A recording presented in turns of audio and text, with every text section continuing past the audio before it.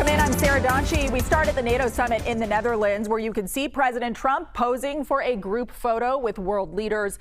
Just left for Washington, not before, though, holding a press conference with Defense Secretary Pete Hegseth and Secretary of State Marco Rubio. The president talked about a lot of things with reporters, but we want to start with some of what he said about Iran. Go ahead and watch what he said earlier. We're going to talk to them next week with Iran. We may sign an agreement. I don't know. To me, I don't think it's that necessary. I mean, they had a war, they fought. Now they're going back to their world. I don't care if I have an agreement or not. The only thing we'd be asking for is what we were asking for before about we want no nuclear, but we destroyed the nuclear. In other words, it's destroyed. I said Iran will not have nuclear. Well, we blew it up. It's blown up to kingdom come. And so I don't feel very strongly about it. If we got a document, it wouldn't be bad. We're going to meet with them, actually. We're going to meet with them. All right, we do have team coverage breaking down the president's comments at NATO. CBS News intelligence and national security reporter Olivia Gazis is standing by for us. But let's go ahead and start with Chief White House correspondent Nancy Cordes. Nancy, we just heard from the president about these talks with Iran. What else did we hear from him on that exact topic?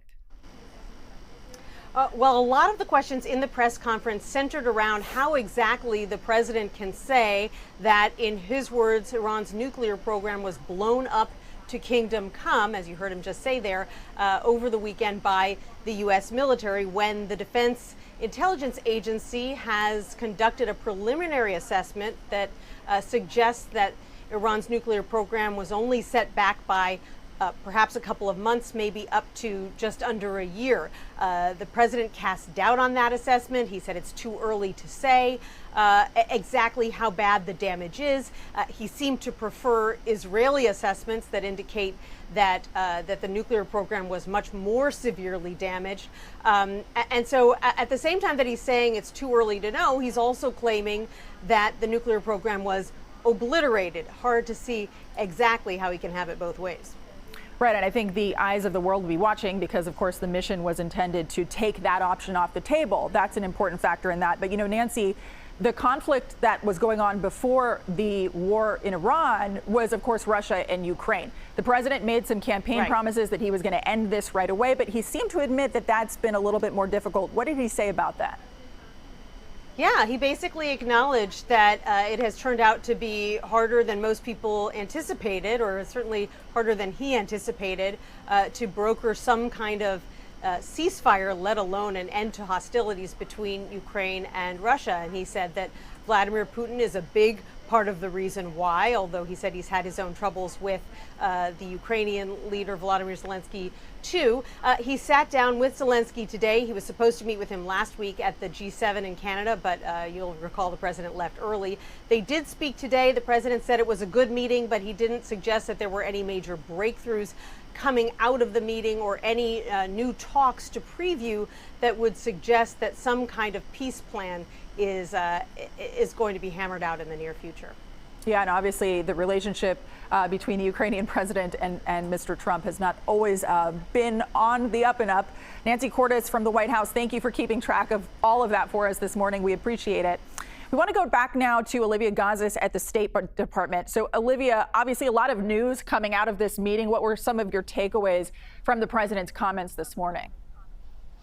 Absolutely. I'll second a lot of what Nancy mentioned about waiting for what the intelligence bears out as we get it. We know that this is going to be not a quick process, as these sites are very heavily buried, and it will take time to ascertain exactly what Iran retains in terms of its capabilities. And that's exactly why I think that these talks scheduled for next week are going to be a really important indicator of what the U.S. understands to be about Iran's plans and intentions for any nuclear capabilities that they do retain. How viable is the program? Do they plan to reconstitute it?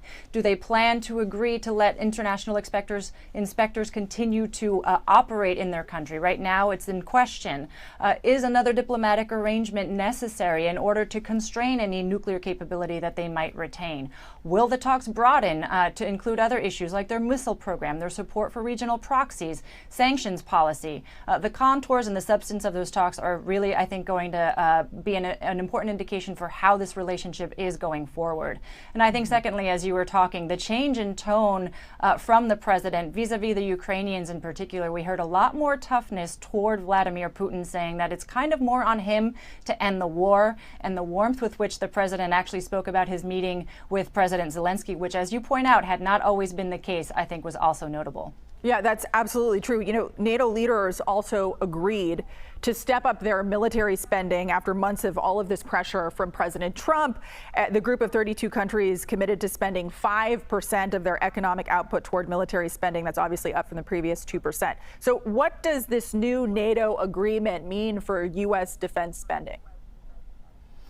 Well, in the immediate term, I think it is a win that this administration can claim. We all know that President Trump has been railing against other NATO members to step up their defense spending for several years now. And now that 32 of them have committed to double that spending to 5%, I think is notable symbolically. In terms of the substance, 3.5% of that 5% is supposed to go to sort of pure defense spending, things like tanks, artillery, and troops. And then the remainder of that is intended for infrastructure that supports those things like bridges and ports that might be used in terms of the conflict. And the timeline here is by 2035 with the option to reevaluate it in 2029. So all of those nuances are important, but I think, you know, broadly the Europeans understood, as they were told by the Secretary of Defense months ago, that they were going to have to do more with less America. They have heard that message, and they are continuing a trend of having to step up their own defense spending in terms of the medium and long term.